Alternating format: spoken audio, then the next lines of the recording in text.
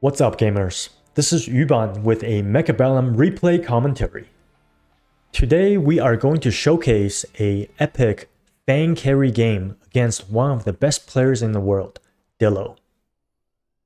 Looking at the starting unit packs, we decided to go for the Marksman spec. We chose this pack because on round 2 we get a 200 supply level 3 unit, so economy and tempo. But most importantly, we chose this because it had fangs and sabertooth. We wanted to play Carry Fang right from the get-go. We decided to go for this typically meme build because our opponent Dillo has gone for the Carry Fang build against us in the last 2 times that we faced each other on ladder. Therefore, I thought, hey, it would be fun if he goes for the Carry Fang again, and we end up in some kind of mirror matchup, or if we can just try to play this meme strategy against him while he's streaming.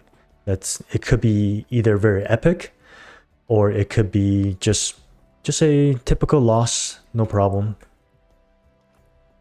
You'll see here on how we chose to set up our Fang board for the future.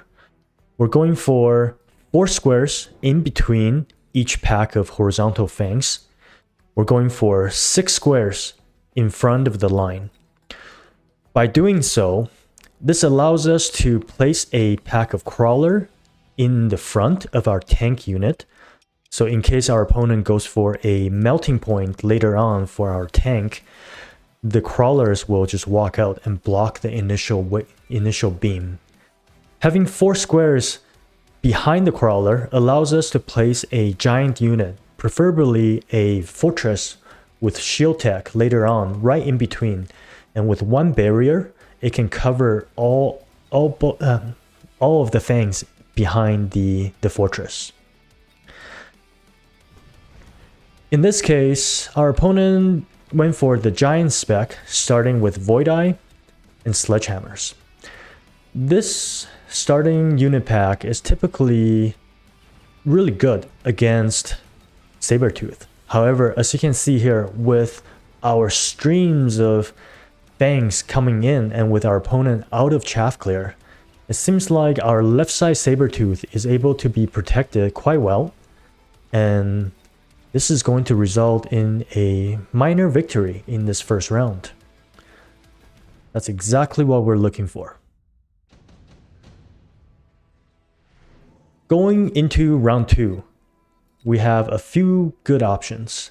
We could play the redeployment card, which allows us to focus on our opponent's flank a little bit and then pull back to make them overcommit. Or we could grab a Wasp's Swarm for a little bit of early game tempo. In this case, we're going to go for the Swarm for early game tempo. I'll explain why. We are looking for our fangs to gain as much experience and get early levels as early as possible. And this board is, as you can see here, it's relatively weak in both chaff clear and crawlers. So we're not likely going to be able to win a standard board with what we have here. Therefore, by going for a tempo-driven card, a spell like this Wasp Swarm, it could allow us to turn the game around, turn the round around from an unwinnable situation to a winning board. And most importantly, it buys time. And the debuff will allow the fangs to kill a lot of things and hopefully grab some levels.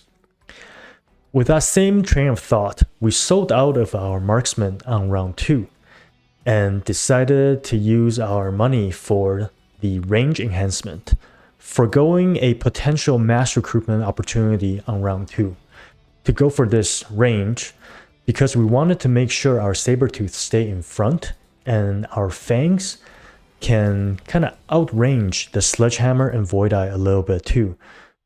For the same reason, we're looking for tempo. We're looking to win the early rounds as much as we can. And as you can see here, with the range enhancement, our units are staying back behind the Sabertooth, and with this nice timely Wasp debuff, it's allowing us to take free shots at our opponent's Sabertooth and Void Eye while they're walking slowly forward towards us. And with that, it's going to result in a round victory from a board that typically should not have won the round.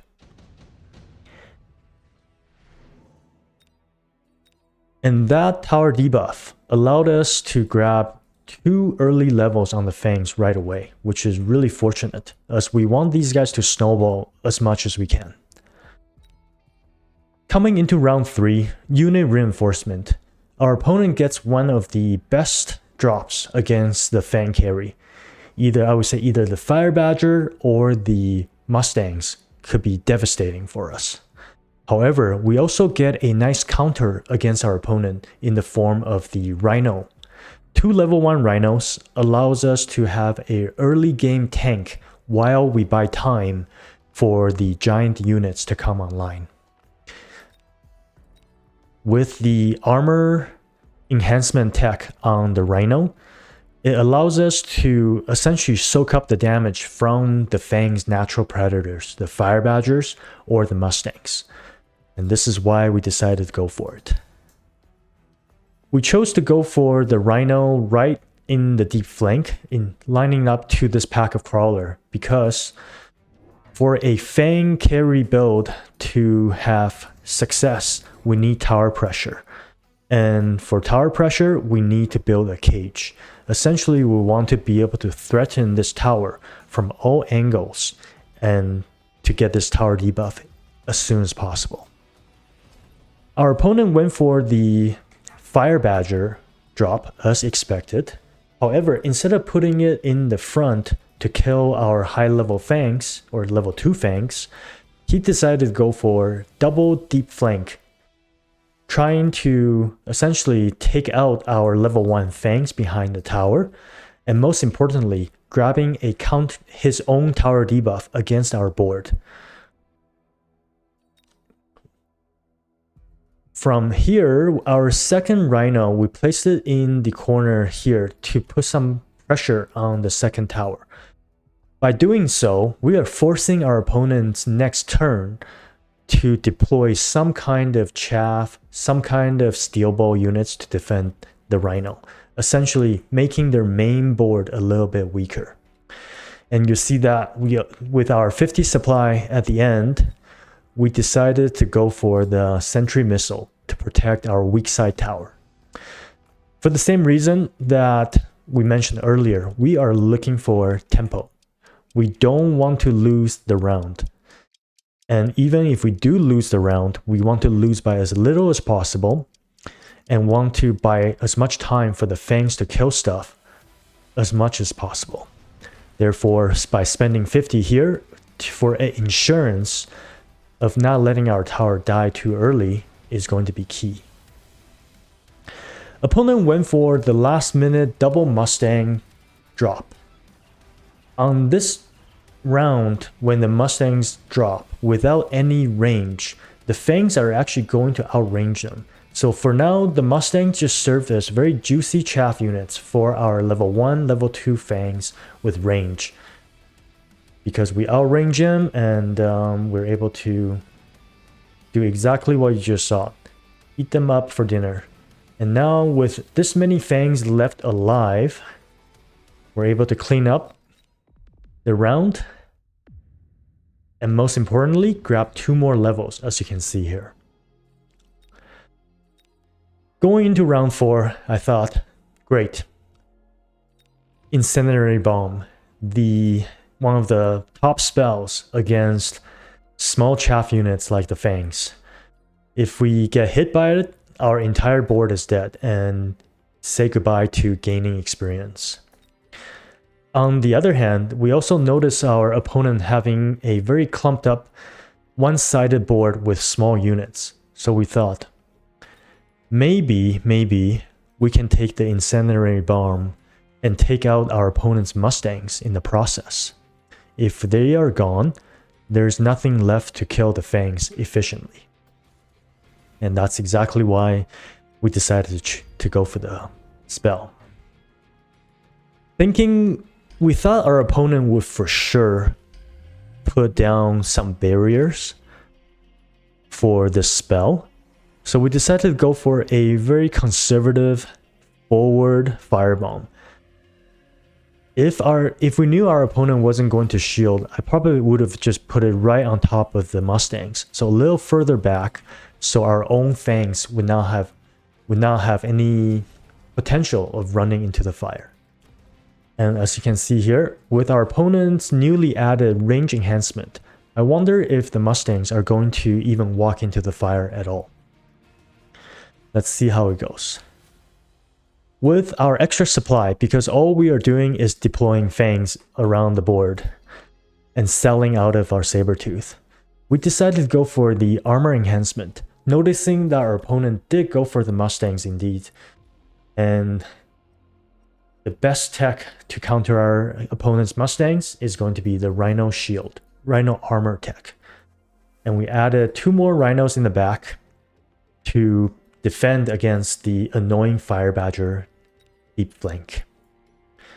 However, opponent here, very smart, sold out of one and is going to redeploy one of them somewhere else.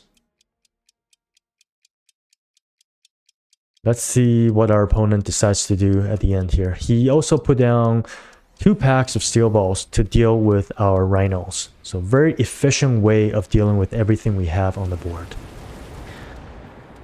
With the firebomb killing all of the crawlers, this is allowing our high-level Fangs to now take free shots at our opponent's frontline units.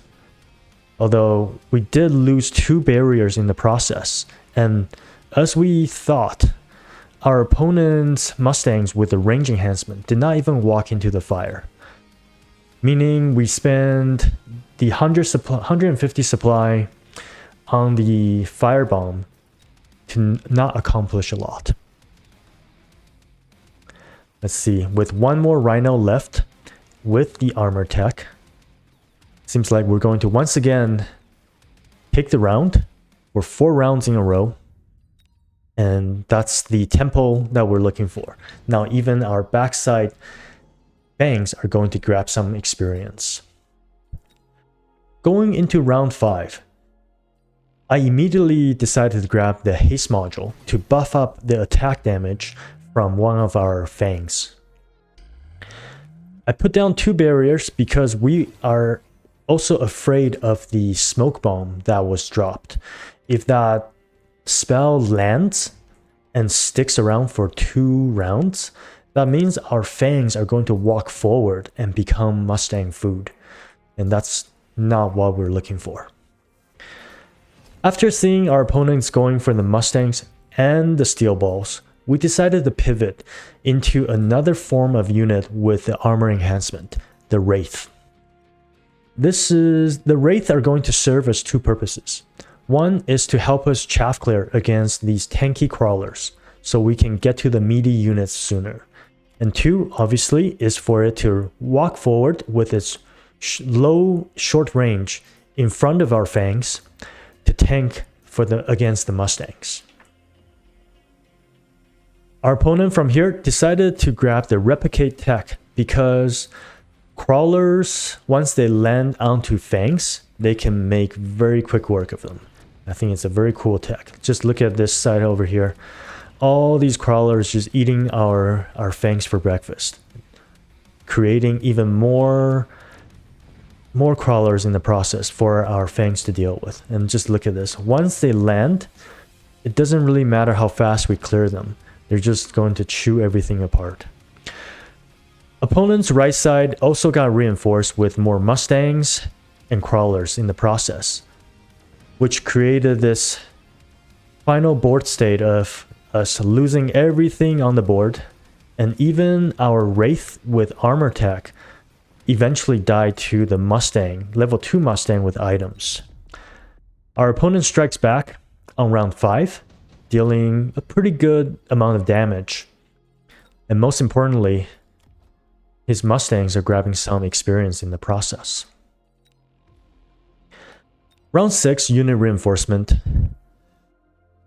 We were looking for some kind of heavy units for the front line. However, in this case, we thought none of these are it. What's the closest thing to a little bit of burst damage and a little bit of frontline tankiness? The Phantom Ray. So we decided to go for a Phantom Ray, lining it up to our opponent's Fire Badger on the side here, hoping to take them out right away. And then placing our second pack of Phantom Ray in the deep flank after selling out of our Rhino, which was getting target locked right away by opponent's Steel Ball. From here, being as stubborn as we are, we decided to just grab more Wraiths, putting it all around the board, reinforcing our flank, trying to take out these annoying replicating crawlers in the process. Opponent utilized his redeployment card to create another form of tower pressure, noticing that there is a nice narrow window into our weak side tower right next to our level 4 Fangs. We thought about defending our weak side tower as well by placing down a oil, preventing this pack of units from getting into our level 1 tower too soon. I did not expect him to make a push here because we do have a pack of really strong level 4 Fangs on the side here. Let's see if our opponent's push can make its way through. In the meantime, he defended our Wasp Swarm with a sentry missile. Very nice play, but we still have 3 left. Look at this pull. One Rhino is able to pull all the units into the oil. However, our opponent's tower debuff attempt gets through, and even before it, we were just losing the left side board so hard to our opponent's now armor enhancement Phantom Rays. Even though they don't block all of the damage from our Fangs, they block more than enough to make our Fangs damage very insignificant. With this unit drop round and our opponent's nice play, we're now all of a sudden taken down to 1800 health. Right at death door, we're thinking maybe 1 or 2 more rounds of loss, we're going to lose the game. With that kind of short-term thinking we have to survive no matter what, we need tempo, we need to regain the game, we decided to go for the electromagnetic impact, trying to disable our opponent's armor enhancement tech and potentially even disabling our opponent's range enhancement on the Mustangs. And here I thought, you know what, this is clearly not working, but I have to see it through. So we decided to grab the third tech on our Fangs, the Mechanical Rage, allowing us to shoot much faster, move forward much faster as well. And here we decided to put down a distraction crawler in our mid flank. I would say this is one of the MVP plays of this round, as you're going to see that the Phantom Rays are going to lock onto the crawlers, and by staggering our crawlers to our opponent's level 3 crawlers, they're not going to start replicating right away, allowing the Wraith to take down the crawlers in the process. So it serves as a both distraction and protection against these level 3 Phantom Rays. From here, recognizing opponent's push into our weak side tower is very potent. We decided to go for one more pack of Fang. Now that they're triple teched, all we're going to deploy are Fangs. And we decided to put down 1 sentry missile to slow down these units, and in the hopes of taking them down before they can even get close to the tower. You can see here with the degen beam teched and the electromagnetic impact landing, we're able to somehow push through our opponent's left side, allowing us to clean up everything before the tower debuff was able to occur. And with this seems like we're going to have a potential of cleaning up the entire board, depending on how this goes. Oh, with a tower debuff from the single steel balls and our units getting outranged, it seems like we're going to barely survive and take a few more hundred of damage, however allowing us to survive in the game. And look at this, more experience on our fangs. Round 8 unit reinforcement, exactly the unit that we were hoping for. The level 2 fortress. This unit was a saving grace in this dire state of our game. By having a barrier tech, a 80,000 health barrier, we're able to soak up a lot of the Mustang shots. And most importantly, we're going to be able to protect our fangs by having this big tanky boy in the front and protect them from any kind of spells that's to come later on. From here, we decided to grab 2 more fortresses and we're going to line them up with the barriers so they are not crisscrossing and they're protecting all 4 of our high value, high level fangs in the front. Look at this guy. Level 4 going to level 5, doing more than 500 damage per shot. That's insane. No amount of barrier armor enhancement tech is going to be able to stop these guys.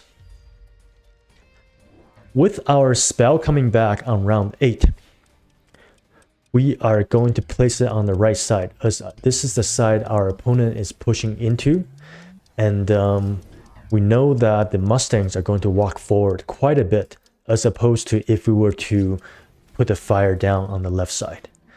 And from here, just one more pack of Fang on the side here to distract and stall for the fire to do their work.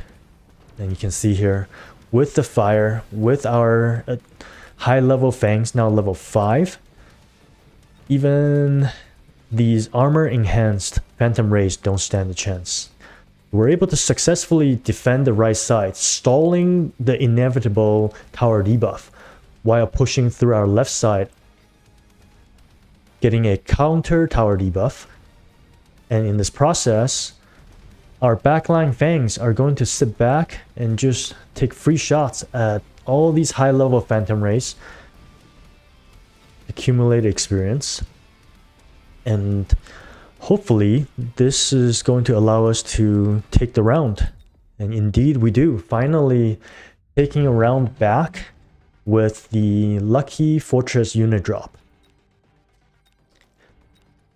Going into round 9, a few really good cards showed up. Enhancement module and tank production line will allow us to buff up our fortress or have some kind of massive economic advantage.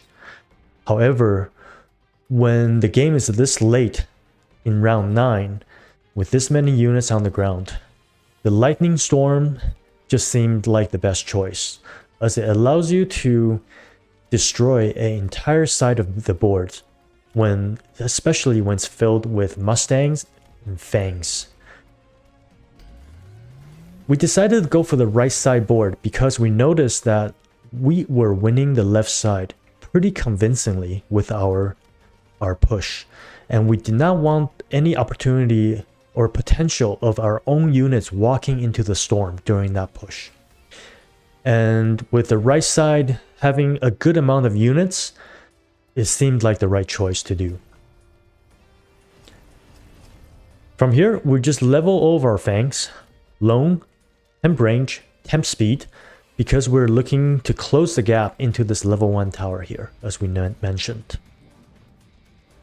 Our opponent went for the Lightning Storm after some time to consider, going for our left side push. I think this is the right choice, as if he's able to somehow take down these 80,000 HP shields, then all of our main DPS are going to all die in one Lightning Storm hit. With that line of thinking, he decided to go for the range and energy absorption on his steel balls, thinking that he wants to use the steel balls to take down the shields as quickly as possible and potentially even take down our tanky fortresses in the process. Let's see how that works. You can see here with the steel balls locking onto our fortresses and the barriers instantly, we lose 2 shields right away, 3 shields, and now our fangs are super exposed in the back. Luckily, we bought enough time for the storm to be weathered, allowing our high level fangs behind this corner fortress to survive. And in this process, our backline rhino from the very backside corner was able to make a beeline for our opponent's level 1 tower, allowing us to have a favorable tower debuff right before our opponent grabbed a counter debuff of his own. Let's see, with this many units swinging by, we just need a few fangs in the back line to help us potentially survive. Unfortunate steel ball lock on, and we take a small loss on round 9. At this point, we were just happy to not have lost the game yet on a lightning storm turn. That could have gone either way. We could have lost all of our fangs within seconds and just lost the game completely. So we're very happy to survive to round 10. Going to round 10, another spell comes up. Once again, this is no time to develop your board with the efficient giant or other cards. This is the time to just win every single round as much as you can and take all the spells you can. And at the same time, we had 3 spells coming back online. We had the oil, wasp swarm, and another EM impact. From here, we decided to go for the 2 packs of phantom rays with armor enhancement to target them down. Recognizing or thinking our opponent is for sure going to drop down some barriers to protect his mustangs and the steel balls, we should just at least be able to hit the air units with the EM. That's all we can hope for. From our side, we felt pretty comfortable with our high HP barriers to tank for the EM impact. We decided to go for the oil on the right side corner to prevent all these high level mustangs coming into our board, and by having this oil on the round, we could also potentially light it on fire the following round if the game goes that way. From here, we decided to finally level our tower to level 3, recognizing that even if the steel balls have no problem taking down the towers, we should at least decrease and reduce the tower debuff time. And with our remaining amount of supplies, we decided to go for triple recruitment of level 2 sledgehammers with field maintenance to counter our opponent's mass steel balls in the front. After seeing our opponent going for energy absorption, we immediately thought, okay, these steel balls can get out of control if they lock onto our fortresses. And luckily, with our double EM impact and with our opponent not shielding his steel balls, we're able to actually survive and hold down the right side of the board while the left side of the board with our cage complete a successful push, grabbing a nice tower debuff and a second tower debuff to help us clean up the rest of our opponent's army. Very fortunate round here, taking our opponent down to 1400 health. Now we're very similar in terms of our health status. This round could be the last round that we live to see. Round 11, 3 red cards showing up. The 2 items, Super Heavy and Tank Production Line, could both be phenomenal items for our high level fortress, especially this guy about to go to level 3. However, here I thought one of the major problems of Fangs against Mustangs is that Mustangs outrange the Fangs by 20 meters. So why don't I pick up the range enhancement card along with our tower range enhancement. Now our fangs are sitting at 140 meters, while our opponent's Mustangs are sitting at 135 meters before the tower temporary range, allowing us to close the gap, and most importantly, allowing the fangs to just stay back safely behind the fortresses.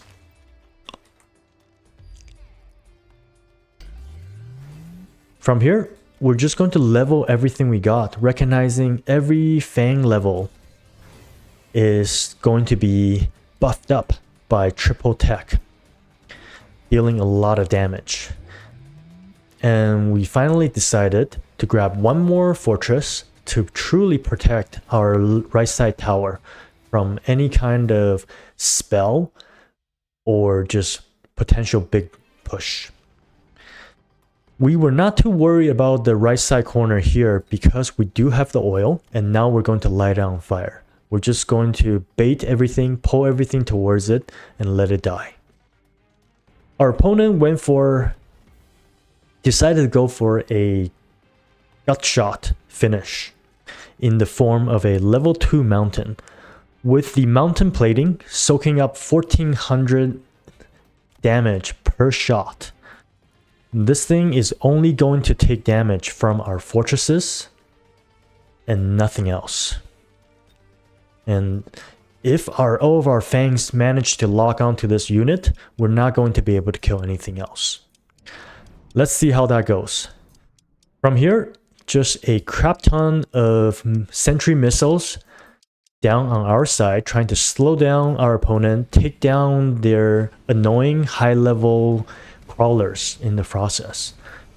All in the hopes of letting our fangs lock on to the steel balls as soon as we can. And look at these vertical sledgehammers doing fantastic work, preventing the steel balls from locking onto our fortresses. And with a nice fire coming in on the right side, we're able to stall the right side tower debuff from our opponent's high-level crawlers and Mustangs. And with our corner level 3 fortress safely tucked away, shooting at our opponent's mountain, it seems like we were able to take this round in a very surprising manner. As you saw, the right side units just pushed so hard towards our tower and closed in on our board earlier. That takes us to round 12. With unit reinforcement, we get level 7 Phoenix, level 4 marksman, triple deployment. That's just crazy. Both of us decided to go for the level 7 Phoenix. Opponent went for the immediate sell, while we decided that, hey, if we're able to take down all the Mustangs, and if our Phoenixes can lock onto the mountain right away, these guys can potentially help us take down the level 2 mountain. And after seeing the mountain, I thought, crap, if our opponent goes for even more mountains in the process, we're going to lose the board on all fronts, and that's not going to be good. Let's double tech our fortresses. Because they already have some levels, let's get launcher, let's get range enhancement. Let's just try to use the fortresses as super powerful chaff clear units. They're kind of like a fast shooting arc light. Tanks, and then finally have them to help us take down the mountains. After double teching, we decided, hey, it would be valuable for us to just get 2 more fortresses to protect the weak side tower, because at this point the right side was just losing way too hard. And with our incendiary bomb coming back for the 3rd time, look at that value, we decided to go for a safe play by placing it on the right side here. Once again, not wanting to place it right on the most obvious target of over top of these level 4 Mustangs, we decided we just need to buy time. We can win the left side with this big boy here. Let's put down the fire on the right side. and see if we can land a lucky spell, taking down our opponent's chaff units. Oh, as you can see here, opponent went for the proper response, but we're still able to land a little bit of that fire, helping us kill some of the Mustangs that are high level. And with the launcher overload, feels like these fortresses are just doing triple the work all of a sudden, shooting incredibly fast, taking down the level 2 mountain with no issue. And this is going to result in a overwhelming victory in the process. And finally taking our opponent down on round 12 in this very epic back and forth Fang Carry game against, I don't even know what this kind of board is. It's just a crazy strong Mustang Mountain Steel Ball board. Yeah, that is just crazy. I hope you enjoyed the game as much as I did. Make sure you check out our other replay commentary games in the playlist above. Thanks for watching. Until next time.